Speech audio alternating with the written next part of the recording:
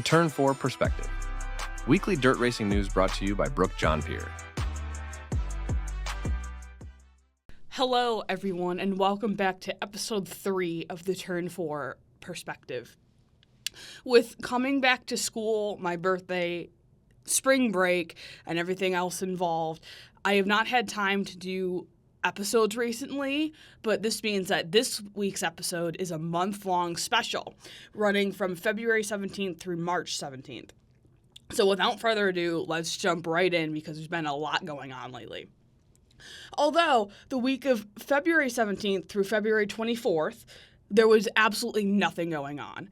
None of the major racing series in the dirt track racing world had anything going on.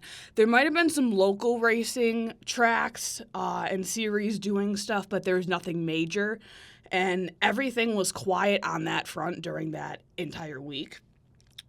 The next week, though, which was February 24th through March 3rd, there was only a little bit of action going on, and that was at Volusia Speedway Park for the Bike Week Jamboree.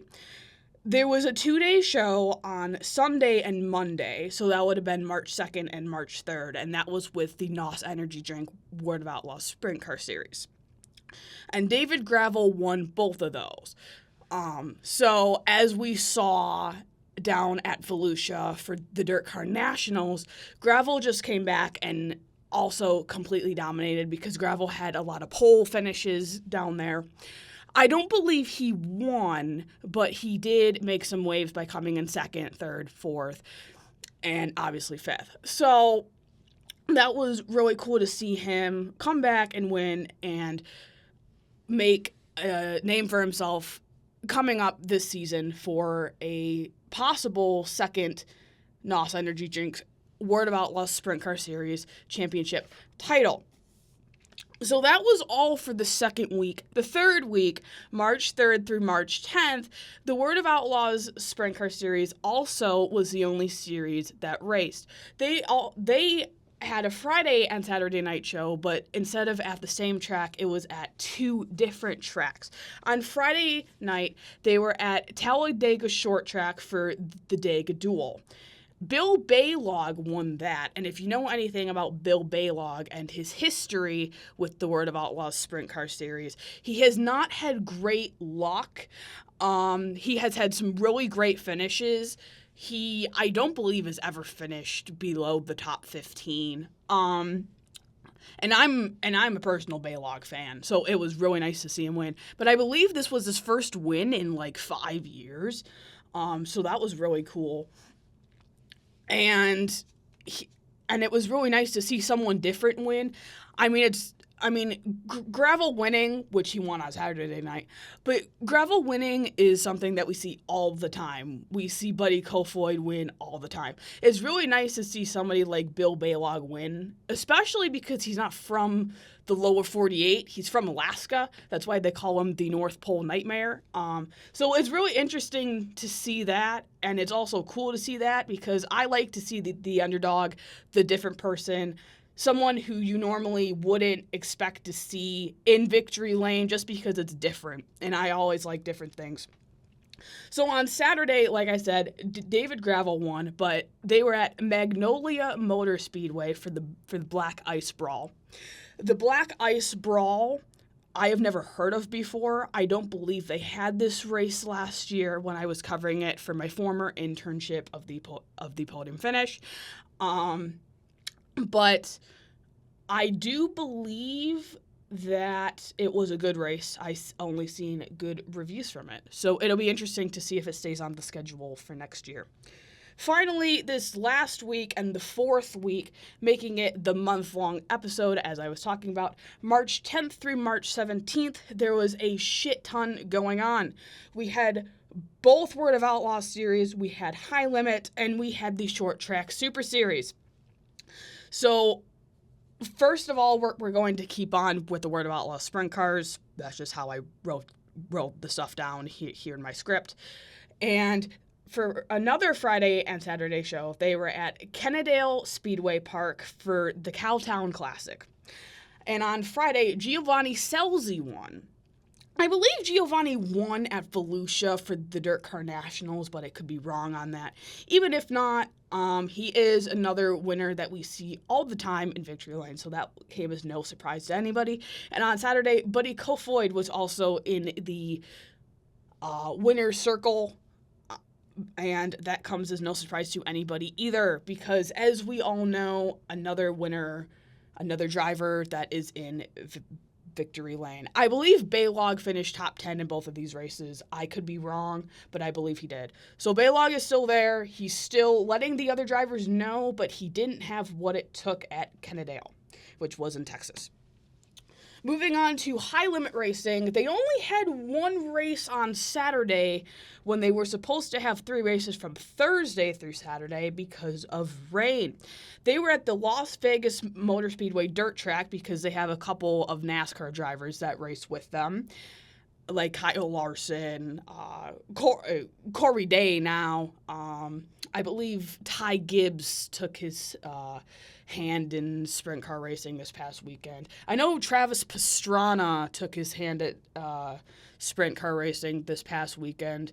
I don't believe if he competed or not, but I know that he was hanging out with Kyle Larson on Thursday morning and doing it before it rained out.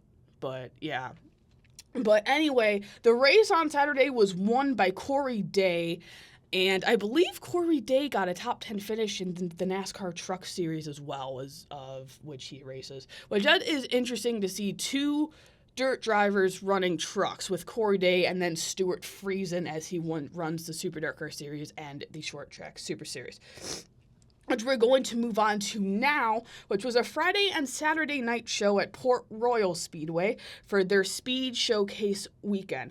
Although Friday was just a qualifying day, Luden Riemert took the cake on that. I could not find his qualifying speed, but he did win. And the shocker for everybody was on Saturday. Matt Shepard came in second. So I know what you're thinking. Probably Matt Williamson, maybe somebody like Drelos or Jankowski got first. No. Someone named Dylan Stewart, and if I butchered his last name, forgive me, because I've never heard of this man. Dylan Stewart won. He somehow beat Matt Shepard, who is possibly the GOAT of dirt modified racing currently. Yeah, Dylan Stewart won. I don't know how he did that, but everybody in the local dirt track racing circuit was chattering about it. But he obviously has what it takes if he can hold off Matt Shepard for, I believe it was 40 laps. So that was really cool to see. When I was looking at the results, I'm like, who is this man? This is really interesting. So that was super cool. And finally, the final race that I will have to cover before we get into the random stuff /tea/drama was the World of Outlaws late models. They had one race since their Dirt Car Nationals, and that was at Smoky Mountain Speedway for the Tennessee tip-off on Friday and Saturday, although Saturday got canceled due to weather. And on Friday, it was Bobby Pierce. And that comes as no surprise to anybody because Bobby is, quite frankly, one of the best late model drivers to ever do it. Obviously, Scott Bloomquist was the best one to ever do it. Rest in peace, Scott. But Bobby Pierce is right up there with Scott. Finally, moving on to the final section of this week's podcast is the tea. So, starting right off, we have Connor Morrell is going to run full-time with Bill Rose Racing in 2025. In case you don't know what car is the Bill Rose car, it's the number 6. Last season, there was about 4 different driver changes. I can't think of any of them right now, but there was about 4 different ones. It seems to be a bad luck car. I know Bill Rose got injured in that car, and then he had to become a crew chief, and then he got like 2 different drivers, 3 different drivers. It was a chaotic season for Bill Rose, but he is obviously getting somebody else in there, and he's going to try to go for championship, or at least get some sort of point recognition, which you have to give him that. Next up is some race drama. So on Saturday's qualifying for the race for high limit, Aaron Reitzel got injured. Now, if you don't know who Aaron Reitzel is, he is a pretty big name sprint car driver. He drives the RSR 8 now, I believe, although I thought he was running the 87, but I seen that he was running the RSR 8. I'm not exactly sure. Either way, he got injured, and he got injured by having a rock come through his shield, hitting his visor and causing him to completely spin out. He was rushed to the hospital where he was under surveillance, and he had a broken nose. The last I heard, Aaron was fine. He is going to make a full recovery. But it is interesting because I have experience with rocks at tracks, and I believe it is absolutely bullshit. We should have clay, not rocks. It's not that hard, especially when you're a dirt track at a NASCAR track where you make millions of dollars a year. We should not have this problem. I do not care if he had a rock shield in or not. This should not happen. We shouldn't have rocks that are big enough to break a visor. Because when I was a kid at my home track at Rantsville Speedway, I got hit in the side of my leg with a rock. There is a bruise as big as my head on it. So it is absolutely ridiculous. We should not have rocks. Tracks, take note. This is not okay. We literally had a driver get a broken nose. There was blood. You had a kid back in the day who got injured because you don't know how to get real clay. I don't care if it costs more money. Do it, because the drivers and the fans will be more happy. But the car was not driven by Aaron Reitzel after Reitzel was injured. Justin Sanders drove it. So I don't know if the points went to Sanders or Reitzel. I do know that if this was a local series, the points would go to Reitzel. I'm not sure how High Limit does it. I might have to pull out the rule book and check. But I believe that the points did go to Reitzel, which is why Sanders did it. So that is pretty cool that they did that. And finally, we have some drama to end the show.